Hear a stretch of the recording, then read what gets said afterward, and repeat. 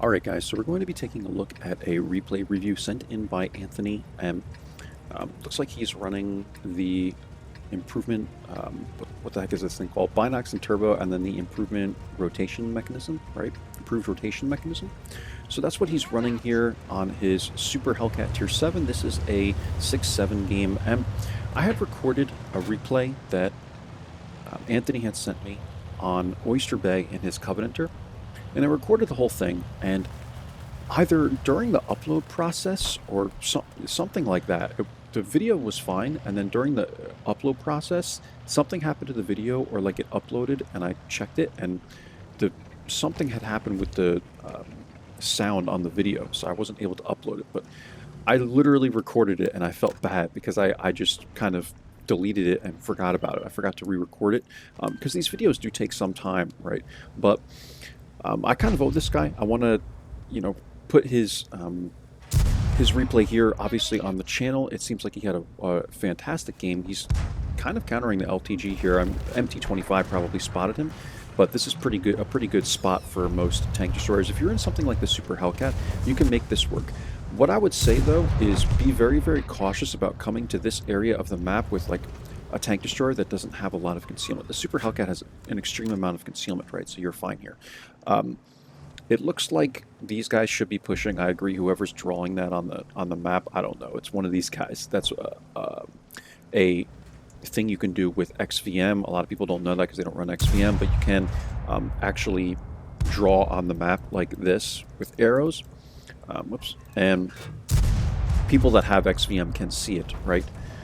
It's only a trait with the XVM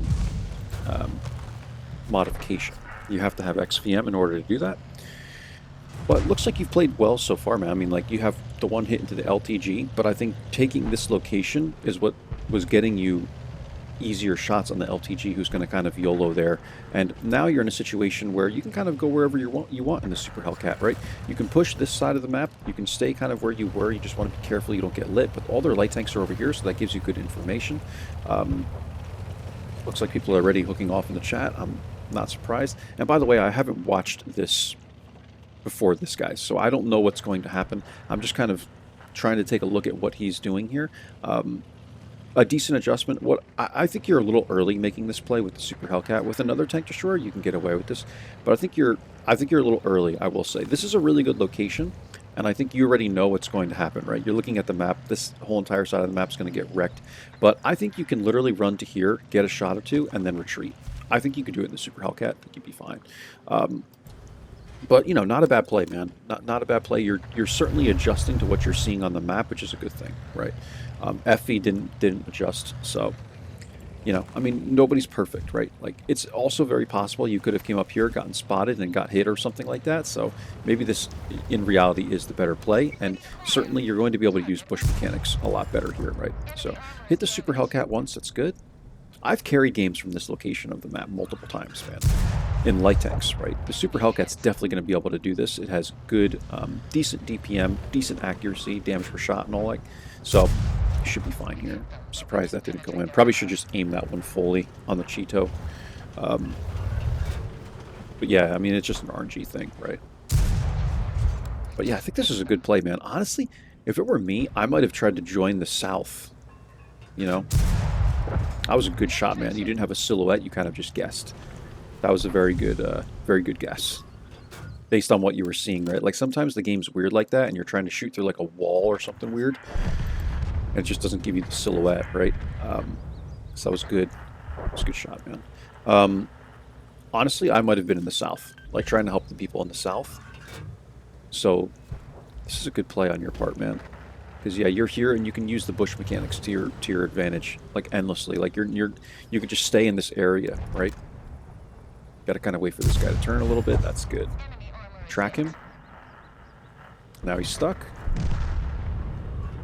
Yes, I was thinking the same thing. Probably go for the Hellcat, because the Hellcat's a one-shot, all right? So that was good thinking as well. So now you just have the AT-8 and the Super Hellcat. At this point, I'd probably poke out and see if I can spot the AT-8. Spotted him anyway, so that's good. Get behind the bushes. Yeah. 88's going to give you his side. If he's a good player, he'd turn towards you. He's not turning towards you, so this is obviously not a very good player. Hit him again.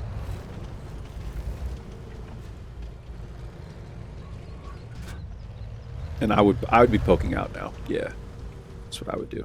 You could like knock this tree. You don't really want to knock the tree though, because it's kind of giving you...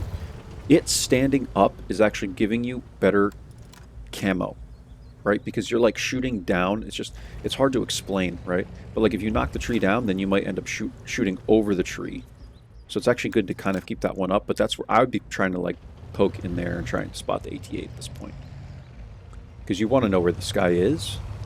Yeah, like this is what I would be doing, like something like this. And I think you could even go further. I really do, man. I think you just have to look. You have to turn your camera around and look at it like this. And like you could pull all the way up to here. Easy, you know. You could pull up to right here. So that's what I would do if I was you. Just next time, turn your camera like this. You know, so you can kind of see what he's seeing, you know. But looks like the Rudy or something spotted him, right? And you lit him on fire, so that's even better. That's perfect. So 1868 damage, 316 assist. You're at 2 kills. I think you played it great, man, so far. I mean, there's like a couple pointers I can give you, but I think your positioning is really, really good here. Again, I think it's a little... Maybe it was a little early. I might have tried to help in the south or something, and this game would... The outcome of the game would have been very different. You know, if I put myself in the south, or if you put yourself in the south, I think defending the base is always the better option. I do. Steel Guts has said this. I say it. You know. Also, I think Binox is a decent option. You could probably get away with optics, though, to be honest. I don't know what your crew looks like on this thing, but without the Binox, I mean, your view range is almost there. It's probably like 400 or something, right? 410, I don't know. I don't really know the Super Hellcat too well. But I think my dad runs Binox on his. So, I think it might be the standard Hellcat, though. It's a perfect shot, man. A little rushed, but you kind of have to do that when you're facing the light tanks. So now you're in a situation where this was basically a 1v4, right? At this point. Once the Rudy died, you clean up the AT, we'll call it a 1v4. Could even be technically called a 1v5 if you wanted to put it on YouTube and go like, hey, 1v5. You know, that's something I would do. You know, you're trying to get the most views possible, right? But you don't want to lie. Like, some people would lie. Here we go. AMX, spot the AMX. I'm amazed you spotted him at that distance, but that's where the Binox is going to help you, right? So in this situation, the Binox paid off over the optics. But you just never know, right? I always prefer to have a set amount of view range, and so I know what my view range is, and I don't have to stay still for 3 seconds to get the extra view range. And now moving, I think, is a good option, right? Because if you sit here endlessly, you know, it's eventually like the Super Hellcat's probably going to have an idea where you are. They're probably pinging the map like he's here. So now moving, I think, is a decent option. You have 4 kills, 2290 damage, 316 assist, playing it very well so far, man. But just giving you a few pointers, and yeah, I think you adjusted to the map great, honestly. Like, you read this very early. You read that the hill was going to be lost, and in fact, I'm actually surprised the render range you have over here. Like, before I even saw that you were kind of in render range of these people pushing in, I didn't realize the render range was that far. Like, you could see pretty damn far from this location of the map, from the 0 line. So that's pretty good. And now you have full HP too, right? So I think the Super Hellcat's at a one-shot. Yeah, because remember he got spotted when you were trying to hit the Burza, or whatever it was. I think it's the Burza. And so now you're in a situation where you can almost just YOLO in. You know, unless you get racked or lit on fire, like, you're going to play it carefully. You have the time to play it carefully. It's the right play to play it carefully. But for me, like, I would probably just be running in, trying to end this game, man, because it's just arty, right? But now you don't want to get hit by arty either. So, you know, I think you're doing it right, man. You're moving up safely, trying to spot through the bushes and stuff like that. So, yeah, I think it's fine, man. You know, when people play differently than me, I try not to make it seem like they're playing wrong unless it's clearly the wrong play. Like, people have different ways sometimes of playing this game. And I always play everything like I'm in a light tank, which sometimes is a mistake. With this thing, you can definitely make that work, though, because of the concealment. So here's the Super Hellcat. Good, you just auto-lock him. That's exactly what I would have done in that situation. And now you just have to worry about the RDE fires. Now you know you have probably 20 seconds at least to kind of go after him here. Are you going to go after him? Are you going to try and cap? Or yeah, like, I would just go after him in this situation. If you went straight after him, And this is a really smart play, man. Oh, he still spotted you. Okay, he missed that. Now I would be moving. I would move, you know. Actually, the M44s, so here's something I want to note about this, right? This is actually fine. I would have YOLO'd him, right? You kind of like went this way. I don't know if you were thinking of maybe like trying to dodge him or again, or just getting in, because he has like a 20-second reload, right? Or maybe you were thinking of capping or whatever the case may be. In this situation, I would have YOLO'd him and went around him, and you probably would have been fine. You would have had the time to get here because the Hellcat has good mobility. But here's something I'd like to note. I now know that the American artillery has a really low arcing shot. In other words, in this situation, especially when he's kind of downhill, I think you can definitely get away with trying to play him like this. In other words, you know, like just sitting right here and hitting him at the top of the tank. If this was like a bishop or an FV304 or something like that, I wouldn't want to stand toe-to-toe with this guy and stay like kind of hold down or whatever, right? I wouldn't want to do this because they have such a crazy arc, you know, that the shell would just go like whoop right over the hill and hit you. With the M44 though, there's just no way. He's gonna have to come up. See, he's gonna have to come up and hit you like that, and he misses. And now you have the shot on him. You take an extra second, you take it, you make sure it goes in, and it was a good game, man. Again, I don't think this was necessarily a hard carry. I don't think this was super challenging, but I think you just put yourself in the right place at the right time. I think it was just positioning, and I think you were smart about your positioning, and that led to you being able to easily carry this one. You didn't even lose any HP, 6 kills, which is Top Gun, 2741 damage, 316 assist, and there was some blind damage as well. 3224 Top Gun high caliber tank or sniper. Caused the highest damage per battle at a distance of at least 300 meters. Mastery, you one-marked it, which is good, and you got the Arsonist as well on the AT8, which might have been where some of the blind came from as well, right? It's possible. And yeah, man, you wrecked this team.